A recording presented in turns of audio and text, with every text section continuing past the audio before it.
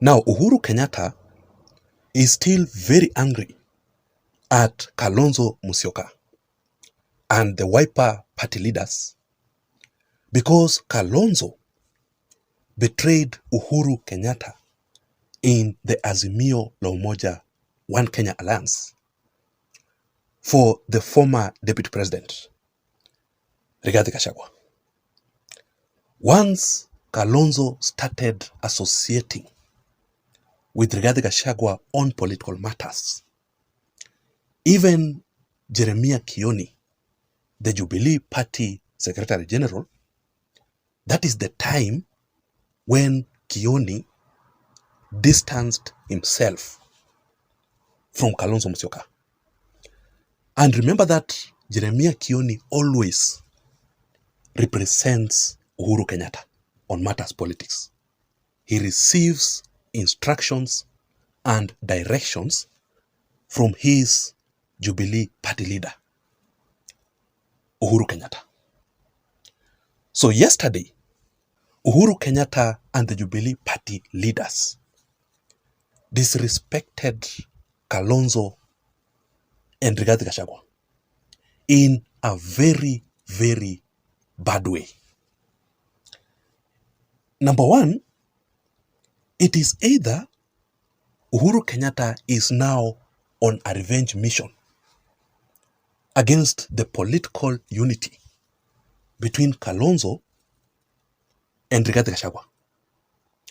And if this is the case, that Uhuru is on a revenge mission against Rigathi and Kalonzo, then there's a high possibility, a very high possibility, that Uhuru and Jubilee Party will join the broad-based government ahead of the 2027 elections to oppose Rigathi and Kalonzo Musyoka's political alliance. Because Uhuru Kenyatta does not want to be part of Rigathi and Kalonzo Musyoka's political alliance. Or number two, maybe Uhuru has totally been cornered by Rigathi and Kalonzo Musyoka. And Uhuru Kenyatta, on that matter, he has decided to give up. He will not play any critical role in the politics of the 2027 general elections. Well, in this case, if Uhuru and the Jubilee Party will no longer be part or will not play any role in the politics of the 2027 elections, then Uhuru will be left behind with no options, because currently, as we speak, all the opposition leaders, Kalonzo Musyoka, Eugene Wamalwa, Rigathi Gachagua, Cleophas Malala, Governor George Natembeya, Mithika Linturi, and Justin Muturi, even Dr. Fred Okengo Matiang'i, have all been united together. The opposition is intact. Even Fred Matiang'i totally refused to be part of Uhuru Kenyatta's Jubilee Party.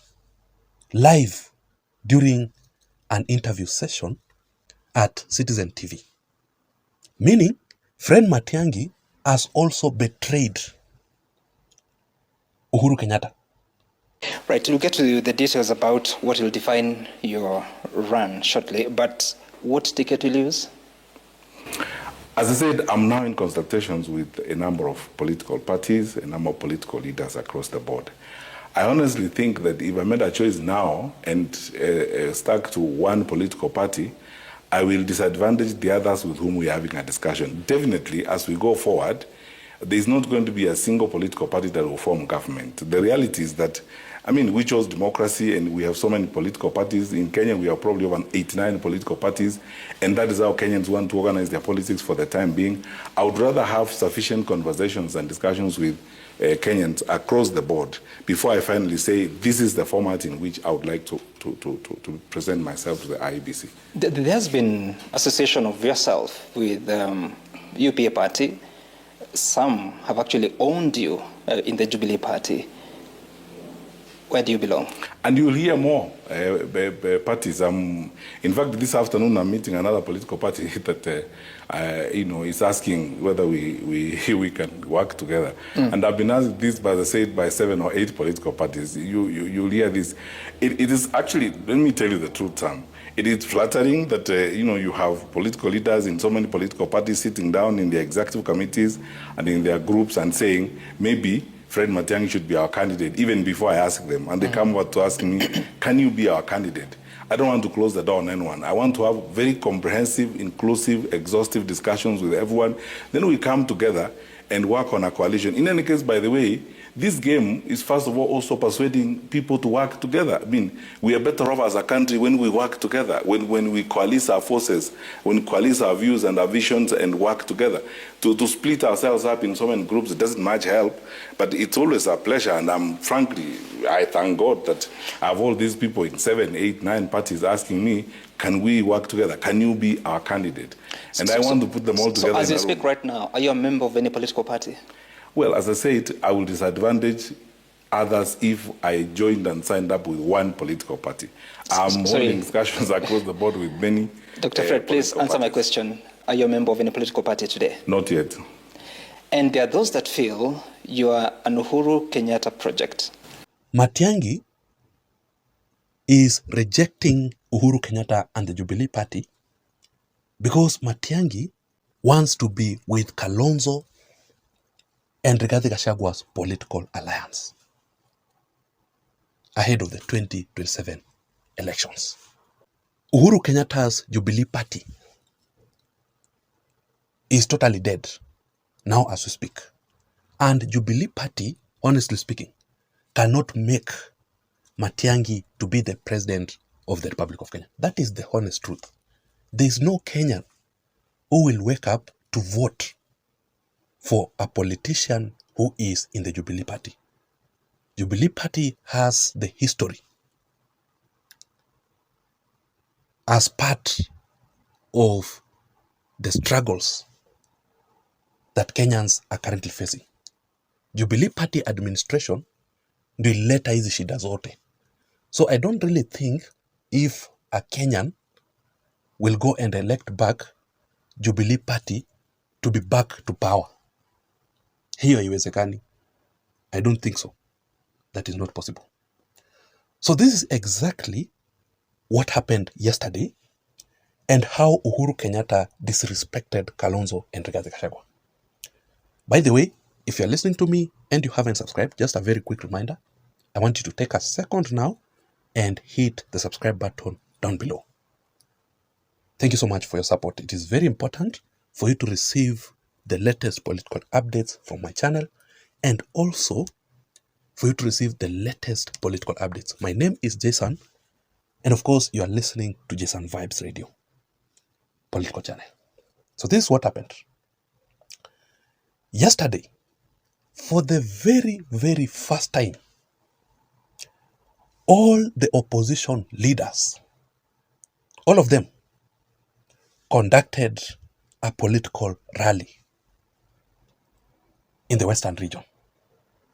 You saw all the opposition leaders, Fred Matiang'i, Kalonzo Musyoka, Eugene Wamalwa, Rigathi Gachagua, Cleophas Malala, George Natembeya, Mithika Linturi, and Justin Muturi.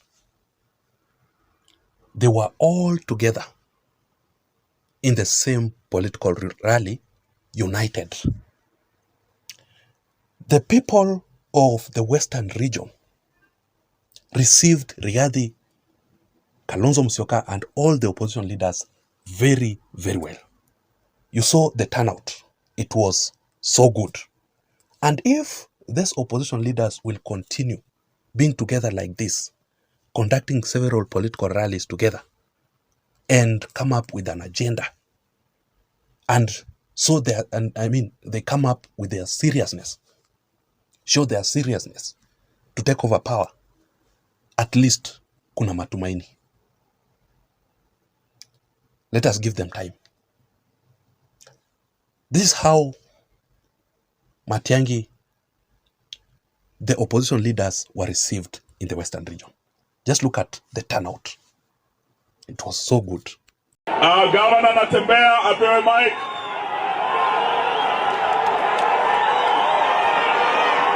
Haya. Bandu wepa Mulembe. Mulembe Lundi. Mulembe Soya. Mulembe Te. Mulembe Mie. Mulibalamu. Masangali bageni.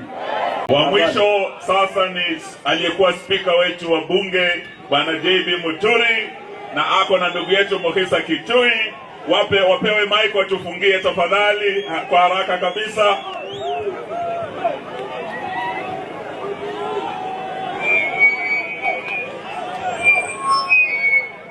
Nabakolo sikilizeni niwaambieni. Hebu ndugu sikilizani. However,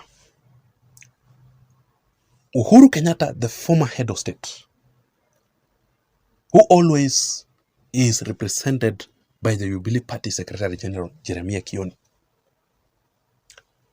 and the Jubilee Party boycotted that particular event. And I'm totally sure, 100%, that the opposition leaders informed the Jubilee Party concerning this particular rally. So the Jubilee Party, led by Uhuru and Jeremiah Kioni, boycotted this political event knowingly and on purpose.